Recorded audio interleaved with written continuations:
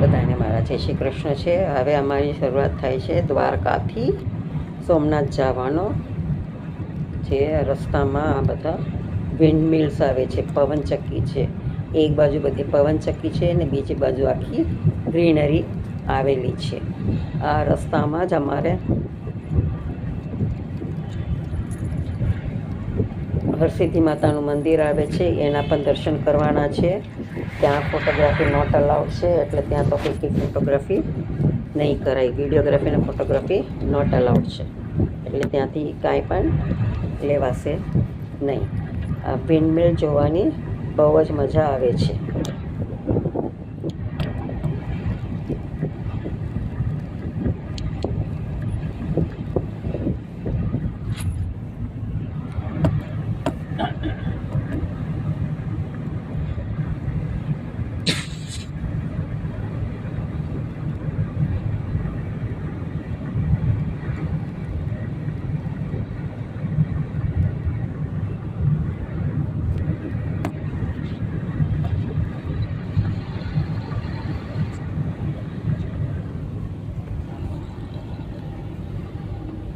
આ બીજી બાજુની ગ્રીનરી જોવામાં આવે છે. ને રસ્તામાં જ માધવપુરની બીચ આવે છે, પણ અમે ત્યાં રોકાણા નહોતા. તડકો બહુ જ આકરો હોવાના કારણે અમે ત્યાં રોકાણા નહોતા. સીધા જ અમે સોમનાથ જતા રહ્યા હતા, કેમકે ત્યાં સોમનાથ પછી બહુ મોડું થઈ જાય એમ હતું.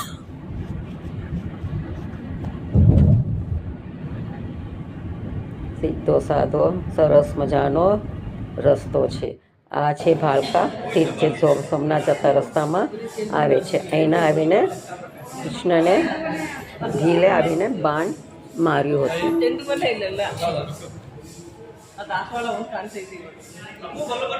ને આ છે સોમનાથની ત્રિવેણી સંગમ.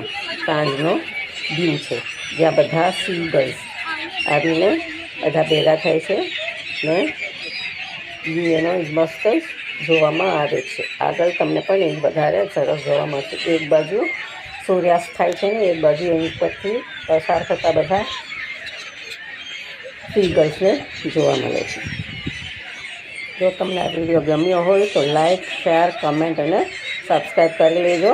આગળ નદી ભેગી થાય છે, એટલે એને ત્રિવેણી સંગમ કહેવામાં આવે છે. આ છે એનો સાંજનો વ્યૂ, સેટિંગ સનનો સાથેનો વ્યૂ છે. આ બધા પક્ષીઓ બધા હાથમાં લઈને ચણ નાખે છે, એટલે બધા પક્ષીઓ એને ચણવા માટે આવે છે.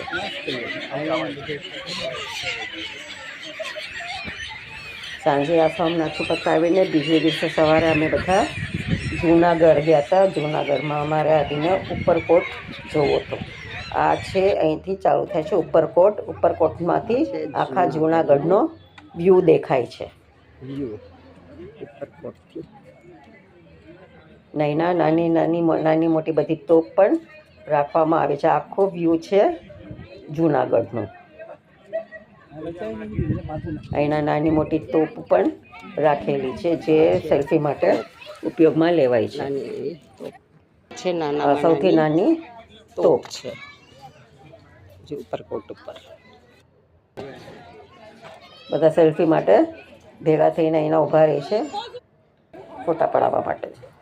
આ છે એનો રસ્તો, જે ઢાળવાળો હોવાને કારણે જરા ચાલવામાં તકલીફ પડે છે. રસ્તો ચાલે છે, બાકી અહીંના મજા આવે એવી વસ્તુ છે.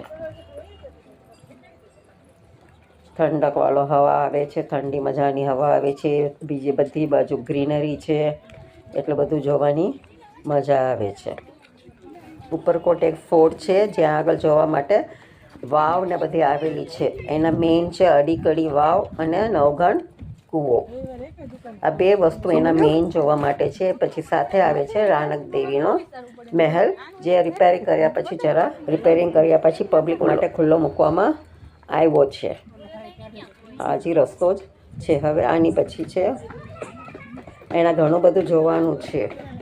બુદ્ધિસ્ટ કેવ્સ પણ છે, જે જોવા માટે અલગ ટિકિટ લેવાની હોય છે. આમાં ટિકિટ હોય છે, એક પર પર્સન દીઠ 100 રૂપિયાની ટિકિટ છે. આ છે અડીકડી વાવ. સાઈડમાં બધી એની કોતરણી કરીને નીચે બનાવવામાં આવેલો છે.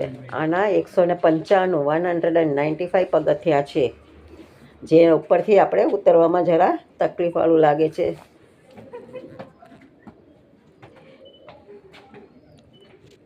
નીચે સુધી જવામાં બધાને થોડી તકલીફ, ઉતરવાવાળા ઉતરી જાય છે પણ બીજાને જરા તકલીફ પડશે.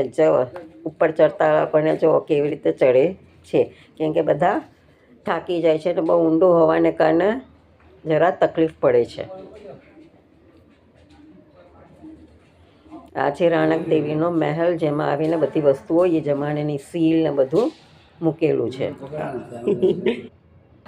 સીલ સિક્કા ને બધું મૂકેલું છે.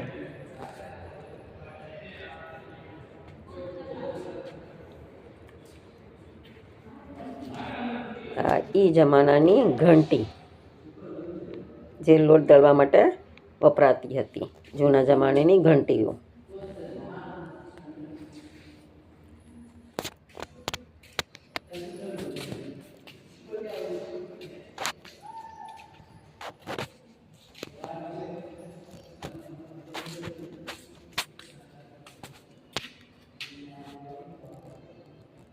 અલગ અલગ ટાઈપની દળવાની ઘંટી. આ છે એનો એન્ટ્રન્સ ટાવર, ત્યાંથી અંદર જવાય છે.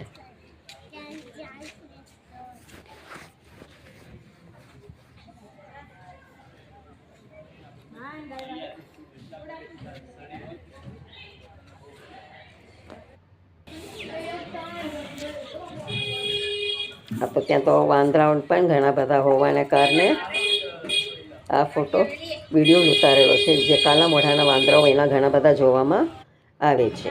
આ છે ફરતો વ્યૂ, નીચેથી ફરતો વ્યૂ લીધો છે. આખા કિલ્લાનો જેટલો દેખાય એટલો કિલ્લાનો લીધો છે. અહીંના જ ટિકિટ બારીને બધું આવેલું છે. આ છે એન્ટ્રન્સ, અંદર જવાનો રસ્તો, જ્યાં આગળ માતાજીનું નાના મંદિરને બધું આવેલું છે.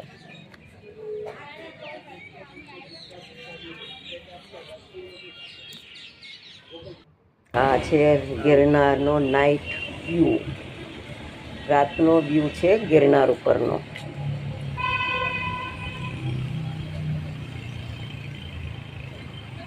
અહીંથી છે આ રોહિત શાળા છે, જ્યાં ખોડિયાર માતાનો જન્મસ્થાન છે.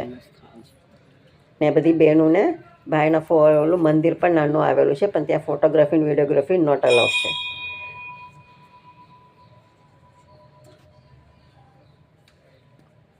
આ છે ખોડિયાર માતાજી. આ છે રાજપરાનો એન્ટ્રન્સ ગેટ. એના પણ ફોટોગ્રાફી અને વિડીયોગ્રાફી નોટ અલાઉડ હોવાને કારણે અમે એકલી બજાર જ બતાડી શક્યા છીએ. આ એની બજાર છે. અહીંના તમારે આવીને ધરવું હોય સુખડી કે કાંઈ પણ, તો તમને અહીંથી મળી જશે. ને નાની નાની વસ્તુઓ માતાજીની જોતી હોય એ બધી તમે ખરીદી કરી શકો છો. અહીંયા બધી દુકાનો આવેલી છે, જ્યાં બધી વસ્તુઓ મળે છે. માતાજીની વસ્તુઓને બધું મળે છે.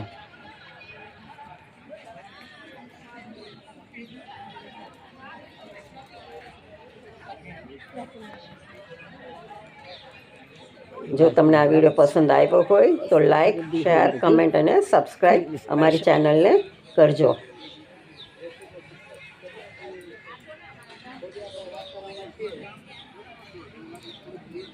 રાજપરાથી સીધા પછી અમે ભાવનગર સ્ટેશને જ ગયા હતા. ત્યાંથી અમારી ટ્રેન હતી એટલે.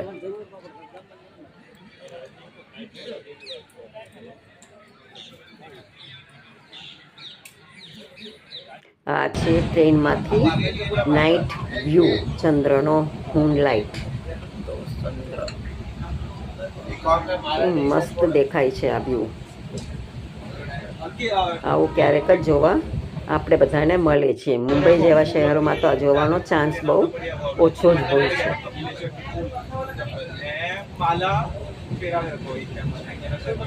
ચાલો, તમને અમારી ચેનલમાં આ બધું ગમ્યું હોય તો લાઈક, શેર, કમેન્ટ અને સબસ્ક્રાઈબ અમારી ચેનલને કરી દેજો. જય શ્રી કૃષ્ણ.